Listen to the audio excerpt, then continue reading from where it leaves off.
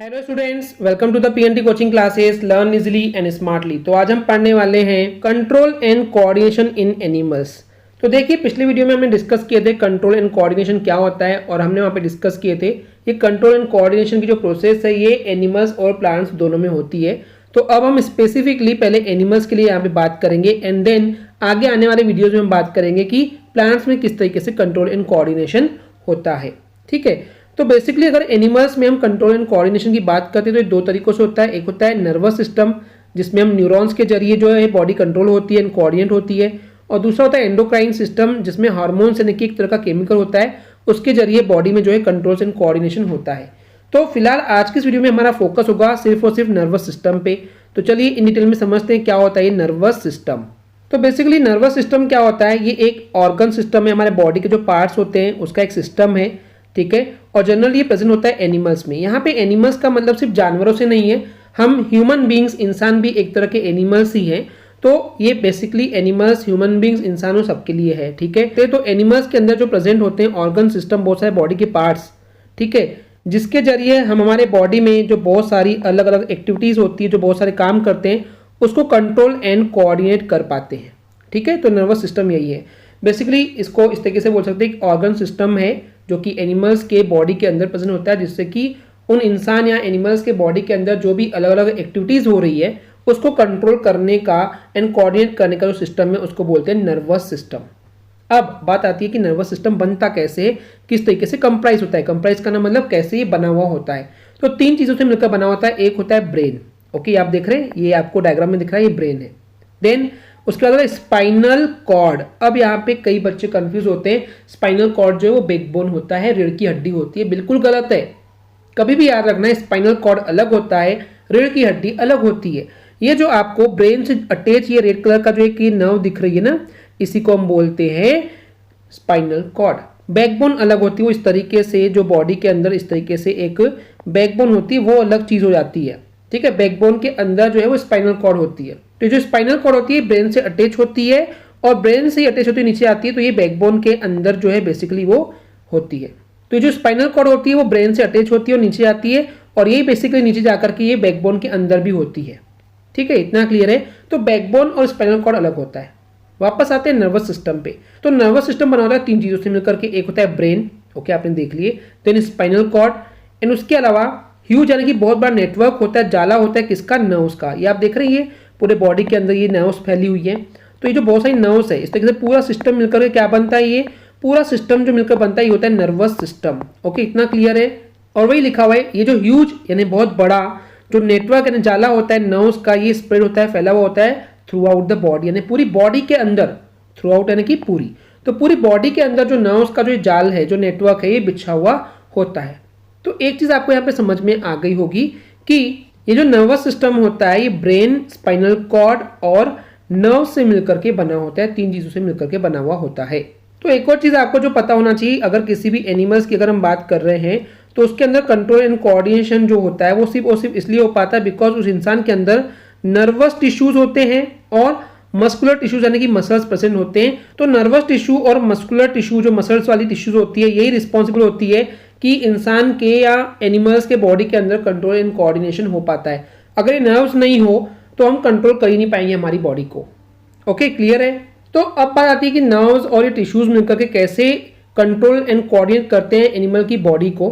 तो यहाँ पे एक बात जो पता होना चाहिए कि हमारी बॉडी के अंदर यानी कि एनिमल्स की बॉडी के अंदर किसी भी प्रकार के इंफॉर्मेशन को यानी कि जानकारी को रिसीव करने के लिए उन नर्व सेल के जो टिप होता है, जो ऊपर का जो हिस्सा होता है, मान लीजिए ये एक नर्व है, ठीक है, ये एक नर्व है, इधर से एक नर्व गई है, इधर एक नर्व गई है, इस तरीके से नर्व्स है। तो ये जो नर्व है, मानते ये नर्व ले रहे हैं हम, तो इसका जो टिप यानी कि ऊपर वाला जो हिस्सा होता है जहाँ पे सेल्स होते हैं, तो इन नर्व सेल्स का जो टिप होता है उसके जरिए हमारी बॉडी इंफॉर्मेशन को रिसीव करती है, और उसके लिए हेल्प लगती है इनको रिसेप्टर की। ठीक है, तो यहाँ पे अब दो चीजें हमको समझ में आ रही, दो नए टर्म्स आए हैं, एक है नर्व सेल्स क्या होते हैं और एक रिसेप्टर क्या होते हैं। तो पहले इन दोनों को समझते हैं, देन इस पॉइंट को हम फिर से एक बार एनालिसिस करेंगे। तो सबसे पहले नर्व सेल को समझते हैं ये क्या होता है। तो ये जो सेल्स होती है, नर्व सेल्स जो होती है, ये बेसिकली बॉडी के किसी भी पार्ट से कोई भी सिग्नल, कोई भी मैसेज को सेंड या रिसीव कर सकती है ब्रेन से। यानी कि समझिए, जो हमारे बॉडी का कोई भी पार्ट है, मान ले तो मैं हाथ की बात करूं तो हाथ में अगर कोई प्रॉब्लम होगी, कोई सुई चुभाएगा, तो ये हमारे हाथ की जो नर्व सेल्स होती है, हमारे बॉडी के अंदर हर पार्ट पे नर्व सेल्स होती है, तो जो हाथ की जो नर्व सेल्स है वो बेसिकली एक सिग्नल भेजेगी किसको, ब्रेन को, कि मेरे को हाथ में तकलीफ हो रही है, कोई सुई चुभा रहा है, तो वो मैसेज भेजेगा ब्रेन को। देन ब्रेन रिएक्ट करेगा और हाथ को एक सिग्नल भेजेगा, यानी कि अब जो बॉडी है वो रिसीव कर रही है। पहले बॉडी ने मैसेज या सिग्नल को भेजा था, अब वो रिसीव करेगा किससे, ब्रेन से। क्या सिग्नल आएगा कि अपना हाथ हटा लो क्योंकि आपको तकलीफ हो रही है। तो इस तरीके से बॉडी से अगर मैसेज ब्रेन को जा पा रहा है, या फिर वाइस वर्सा यानी कि उल्टा, कि या फिर ब्रेन से अगर मैसेज बॉडी पे आ पा रहा है, तो कौन सी सेल्स वहां पे रिस्पॉन्सिबल होती है, कौन सी सेल्स काम करती है, तो वो होती है नर्व सेल्स। इतना क्लियर है। इन नर्व सेल्स को और एक नाम दिया गया है न्यूरॉन्स, जिसके बारे में इन डिटेल में हम आगे आने वाली वीडियो में इन डिटेल में पढ़ने वाले हैं। तो नर्व सेल्स क्लियर हो गया। अब चलिए देखते हैं रिसेप्टर को समझते हैं। तो रिसेप्टर क्या होते हैं, नाम से क्लियर है, रिसेप्टर यानी कि रिसीव करने वाला। ठीक है, तो ये जो रिसेप्टर होते हैं ये स्पेशल स्ट्रक्चर होते हैं हमारे बॉडी के अंदर, और हमारे बॉडी के भी अंदर, ये सेल के अंदर, विद इन यानी कि अंदर, एक सेल के अंदर प्रेजेंट होते हैं। यानी कि ये देखिए, ये नर्व सेल की बात नहीं कर रहे, हमारे बॉडी में बहुत सारे छोटे छोटे सेल्स बने होते हैं और सेल से मिलकर के पूरी बॉडी बनी होती है। तो इसी को हम बोलते हैं cell is the smallest individual unit for the formation of body. यानी कि हर एक सेल मिलकर के आपस में एक बॉडी का फॉर्मेशन करती है, उसको बनाती है। ठीक है, तो हर सेल के अंदर जो है स्पेशल स्ट्रक्चर प्रेजेंट होते हैं, और ये सेल्स कहाँ होते हैं, हमारे बॉडी के अलग अलग पार्ट्स में प्रेजेंट होते हैं। तो ये देखिए, एक बॉडी के अंदर बहुत सारे पार्ट्स प्रेजेंट है, उन पार्ट्स के अंदर बहुत सारी सेल्स है, उन सेल्स के अंदर एक स्पेशल स्ट्रक्चर होता है जिसको हम बोलते हैं रिसेप्टर। अभी रिसेप्टर की जरूरत क्यों पड़ी, बिकॉज इसकी कैपेबिलिटी होती है, एक योग्यता होती है, इसका एक काम होता है कि ये रिकॉग्नाइज करता है, पहचानता है। क्या पहचानता है, मैसेजेस को और सिग्नल्स को। अगर इसको कोई भी मैसेज या सिग्नल मिलते हैं तो इनको ये पहचान लेता है और उसको रिसीव कर लेता है। तो रिसेप्टर का काम ही है कि मैसेज या सिग्नल को रिसीव करना, तभी तो इसका नाम है रिसेप्टर। अब इसको थोड़ा सा और डिटेल में समझते हैं कि यहाँ पे हमारे जो बॉडी के अंदर 5 सेंस ऑर्गन्स होते हैं, उन सभी सेंस ऑर्गन्स के अंदर जनरली ये जो रिसेप्टर है वो हमको देखने को मिलते हैं। तो अभी कौन कौन से हमारे पास सेंस ऑर्गन्स होते हैं, जैसे कि आईज हो गया, ईयर्स हो गया, नोज हो गया, टंग हो गया, स्किन हो गया। यहाँ पे ईयर जो है वो स्किप हो गया। ठीक है, तो ईयर भी हो गया। तो ये हमारे पास क्या होते हैं, 5 सेंस ऑर्गन्स होते हैं। इन सभी के अंदर रिसेप्टर प्रेजेंट होते हैं। कौन कौन से होते हैं, चलिए उनको वन बाय वन देखते हैं। पहला होता है ईयर। तो ईयर के अंदर जो रिसेप्टर होता है उसका नाम है फोनो रिसेप्टर, जो कि सुनने का काम करता है, इसकी वजह से हम सुन पाते हैं। आइज के अंदर होता है फोटो रिसेप्टर, फोटो यानी कि लाइट, लाइट की वजह से हम क्या कर सकते हैं, कोई भी चीज को देख सकते हैं।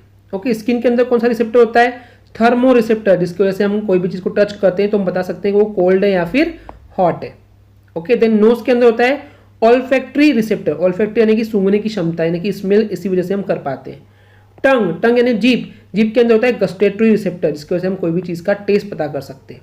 तो इस तरीके से वही यहाँ बोला गया था कि इन रिसेप्टर की वजह से हम रिकॉग्नाइज कर सकते हैं, पहचान सकते हैं या रिसीव कर सकते हैं मैसेज या फिर सिग्नल। अब रिसेप्टर काफी हद तक क्लियर हो गया होगा। चलिए और थोड़ी जानकारी देते हैं रिसेप्टर के बारे में। तो ये जो रिसेप्टर्स होते हैं इसके अंदर एक स्पेशलाइज न्यूरॉन्स, एक स्पेशल टाइप की नर्व सेल्स होती है, जिसकी वजह से कोई भी एक मैसेज हो या कोई भी जरूरी इंफॉर्मेशन हो वो उसको सेंड कर सकता है और रिसीव कर सकता है। ठीक है, तो रिसेप्टर का मेन काम तो रिसीव करना है, पर ही कई बार सिग्नल सेंड भी कर सकता है, भेज भी सकता है। ओके, इसके अलावा ये जो रिसेप्टर होते हैं, रिसेप्टर और जो न्यूरॉन्स होते हैं, ये आपस में मिल करके, कोरिलेशन है कि मिल करके ये वर्क करते हैं, काम करते हैं। ठीक है, तो इतना क्लियर हो गया कि क्या होता है ये रिसेप्टर्स। अब वो पॉइंट वापस डिस्कस करते हैं जो हमने बोले थे, आपको फिर से समझाएंगे। तो ये वो पॉइंट है जिसको हमको वापस समझाना है कि हमारी बॉडी बहुत टाइप की इंफॉर्मेशन या जानकारी, जो मैसेज है, जो सिग्नल है, वो रिसीव करती है। कहाँ से, नर्व सेल के जो टिप होते हैं, जो ऊपर का हिस्सा होता है, वो कैसे रिसीव करता है, बिकॉज ऑफ रिसेप्टर। यानी देखिए ये हाथ है, मान लीजिए ये हमारा एक हाथ है। ठीक है, 5 उंगलियां हो गई इसके अंदर। अब यहाँ पे क्या हो रहा है, इसमें जो नर्व्स यहाँ पे यहाँ तक आई है, तो इसके जो टिप वाला हिस्सा होता है, इस टिप वाले हिस्से पे रिसेप्टर लगे होते हैं, जिसके जरिए हमको बहुत सारी इंफॉर्मेशन, बहुत सारी जानकारी, बहुत सारे मैसेज जो है वो रिसीव होते हैं। तो इसी को हम बोलते हैं रिसेप्टर। ओके, रिसेप्टर क्लियर हो गया, नर्व सेल क्लियर हो गया। चलिए आगे देखते हैं। तो बेसिकली जो न्यूरॉन्स होते हैं, जिसको हम नर्व सेल्स बोलते हैं, ठीक है, नर्व सेल्स और जो रिसेप्टर होते हैं, ये बेसिकली प्रेजेंट होते हैं हमारे बॉडी के अंदर हर जगह पर। लगभग सब जगह आपको नर्व सिस्टम देखने को मिलेगा। आप यहाँ पे डायग्राम में देख सकते हैं, हर जगह पे ये नर्व्स गई हैं। ओके, लगभग हर जगह पूरे बॉडी में फैली हुई होती है नर्व्स इस तरीके से। ठीक है, तो यही बोला गया जो रिसेप्टर होते हैं और जो न्यूरॉन्स होते हैं ये हमारे बॉडी के अंदर लगभग सब जगह प्रेजेंट होते ही है। ठीक है, तो ये जो नर्वस सिस्टम है अब इसको दो पार्ट्स में, दो अलग अलग पार्ट्स में डिवाइड किया गया है। पहला होता है सीएनएस और दूसरा होता है पीएनएस। ये डायग्राम में देख सकते हैं आप, ये लिखा हुआ है सीएनएस और ये लिखा हुआ है पीएनएस। सीएनएस का फुल फॉर्म होता है central, C for central, N for nervous, S for system, central nervous system. PNS का फुल फॉर्म होता है P for peripheral, N for nervous, S for system. Okay, दोनों को इन डिटेल में समझेंगे। चलिए स्टार्ट करते हैं। तो जो सीएनएस है जिसको हम सेंट्रल नर्वस सिस्टम बोल रहे हैं, ये बेसिकली दो चीज़ों से मिलकर के बना होता है। एक होता है ब्रेन और एक होता है स्पाइनल कॉर्ड। ओके, यानी कि ब्रेन में और ये जो स्पाइनल कॉर्ड है, ये आपको स्पाइनल कॉर्ड दिख रही है, राइट। तो ये ब्रेन और स्पाइनल कॉर्ड मिल करके क्या बनाते हैं, सेंट्रल नर्वस सिस्टम। ठीक है, इतना क्लियर है। इसके अलावा जो बाकी जो आपको ये नर्व्स दिख रही है बॉडी में, ये होती है पेरिफेरल नर्वस सिस्टम। तो फिलहाल फोकस करते हैं सेंट्रल नर्वस सिस्टम पे। तो बेसिकली जो सीएनएस है ये दो चीज़ों से मिलकर बना होता है। एक होता है ब्रेन और एक होता है स्पाइनल कॉर्ड। ठीक है, अब यहाँ पे दो और कॉन्सेप्ट्स हैं, एक होता है क्रेनियल नर्व्स, एक होता है स्पाइनल नर्व्स। चलिए दोनों को समझते हैं। जो ये आपका ब्रेन होता है, ठीक है, ये आप डायग्राम में देख रहे हैं, ब्रेन है। इस ब्रेन में भी क्या होता है, मान लेते मैं यहाँ पे दिखाता हूँ आपको बना के, समथिंग लाइक ऐसा कुछ ब्रेन है। और इस ब्रेन से भी पतले पतले जो है नर्व्स निकलते हैं, धागे टाइप का स्ट्रक्चर निकलते हैं। ठीक है, एकदम ब्रेन से जो अटैच है उसके लिए बात कर रहे हैं।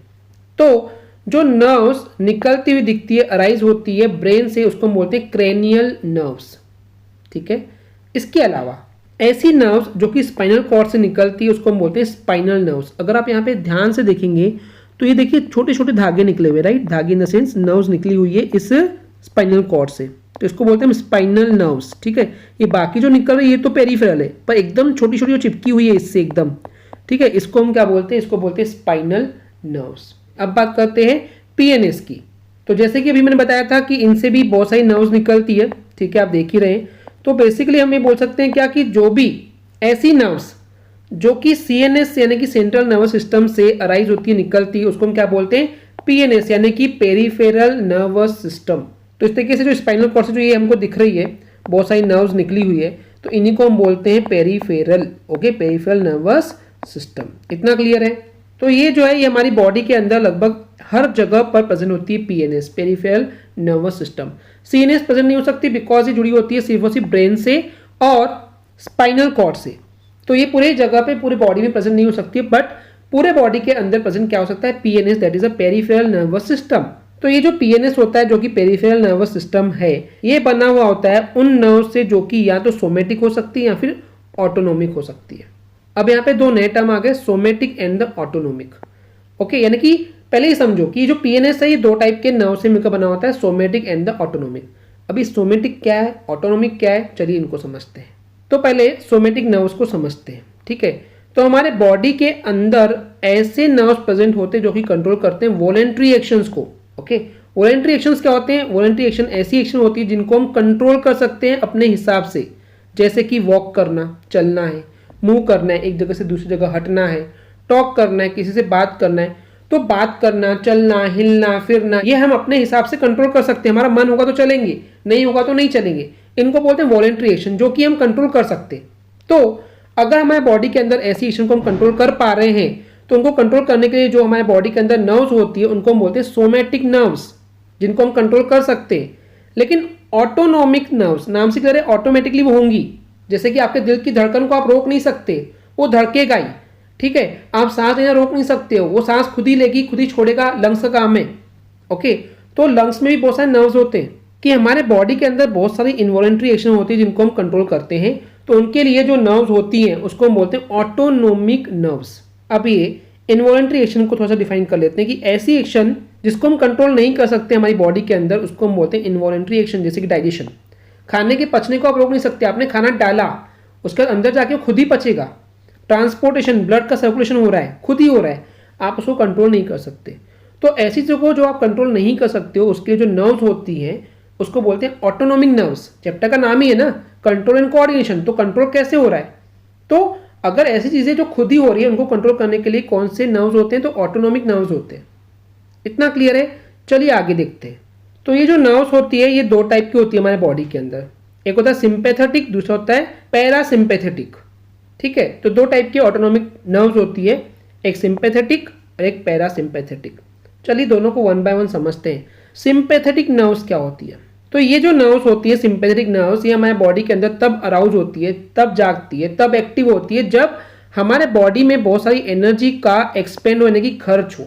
ठीक है, हमारे बॉडी को बहुत ज़्यादा एनर्जी क्या करना है, खर्च करना है। और ये कब होता है? जब हमारी बॉडी उत्तेजित होती है, गुस्से में आती है। वही बोल रहे हैं यहाँ पे, हमारी बॉडी जब तैयार होती है किसी लड़ाई के टाइम पे, गुस्सा आता है, तो उस समय सिंपैथेटिक नर्व्स जो है वो एक्टिव हो जाती है और हमारी बॉडी की बहुत सारी एनर्जी को खर्च करती है, एक्सपेंड कर देती है। और उस समय क्या होता है, हमारी जो प्यूपिल्स है, जो आंखें, वो एकदम चौड़ी हो जाती है, बड़ी हो जाती है, और हमारी जो हार्ट बीट है, दिल की धड़कन है, वो भी बढ़ जाती है, बिकॉज हम गुस्से में हैं। क्यों गुस्सा हुआ, क्यों ये कंट्रोल चेंज हो गया एकदम से हमारी बॉडी के अंदर? बिकॉज सिंपैथेटिक नर्व्स एक्टिव हो गई है, क्योंकि वहाँ पे एटमॉस्फेयर, आपके एनवायरनमेंट में चेंजेस हो गए हैं, आपको पता नहीं, ऐसा कुछ लड़ाई झगड़ा का माहौल दिख रहा है, फाइट की कंडीशन आ रही है, जिसकी वजह से ये सब चीज़ें होती है। तो उस समय जब ऐसा माहौल होता है तो हमारी बॉडी के अंदर सिंपैथेटिक नर्व्स जो है वो एक्टिव हो जाती है। ठीक है, ये हो गया पहला टाइप। अब देखते हैं पैरासिम्पैथेटिक। पैरासिम्पैथेटिक नर्व्स कब एक्टिव होती है? जब हमारे बॉडी को जो एनर्जी अवेलेबल है उसको मेंटेन करना है, उसको कंजर्व करना है, यानी कि बचाना है। और ये कब होता है? जब हमारी बॉडी काम हो, शांत होती है, कोई लड़ाई झगड़े का मौका नहीं है, हम आराम कर रहे हैं, रेस्ट कर रहे हैं, रात को सो रहे हैं। ठीक है, तब उस टाइम पे पैरासिम्पैथेटिक नर्व्स जो है वो एक्टिव हो जाती है। जब हमारी बॉडी रेस्ट कर रही होती है, काम है, एकदम शांत है, और वहाँ पे एनर्जी को बचाने की जरूरत होती है, मेंटेन करने की जरूरत होती है, तब ये पैरासिम्पैथेटिक नर्व्स एक्टिव हो जाती है। क्यों? क्योंकि हमारी बॉडी को काम रखती है, नर्व्स शांत रखती है। उस समय हमारी जो प्यूपिल्स है, जो आंखें होती है, वो कंस्ट्रिक्ट यानी कि सिकुड़ जाती है, बंद हो जाती है, इस तरीके से होता है। उस समय हमारी हार्ट बीट भी एकदम स्लो हो जाती है, नॉर्मल हो जाती है, और जो ओवर थिंकिंग है, जो सोचने की जो क्षमता होती है, वो स्टॉप हो जाती है, हम क्योंकि रिलैक्स कर रहे हैं, आराम कर रहे हैं। तो इस तरीके से जो नर्वस सिस्टम है वो काम करता है, जिसकी जानकारी हमने आपको इन डिटेल में देने की कोशिश की है। आई होप स्टूडेंट्स आपको क्लियर हो गया होगा। अगर आपको हमारी वीडियो से कुछ भी सीखने मिला या नॉलेज मिला तो प्लीज़ हमारे चैनल को सब्सक्राइब कीजिए एंड वीडियो को लाइक ज़रूर करें। आज के लिए इतना ही, थैंक यू।